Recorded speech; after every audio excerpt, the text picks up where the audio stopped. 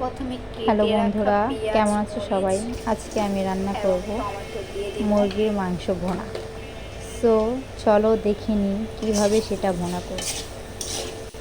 প্রথমে আমি পেঁয়াজ, মরিচ এবং টমেটো দিয়ে দিলাম, সেটাকে কষাবো। এটাকে ভালো মতো তেলে ভেজে তারপর এটার মধ্যে ভালো ময় করে মশলা নেড়ে সব চেড়ে দিয়ে দিব। মশলাপাতি দেওয়া হলে এর ভিতরে দিয়ে দিব মুরগির মাংস। তো পুরোপুরি রান্নার ভিডিওটা দেখতে চাইলে কমেন্ট করে জানাবে, আমি ফুল ভিডিওটা আপলোড দিয়ে দিব।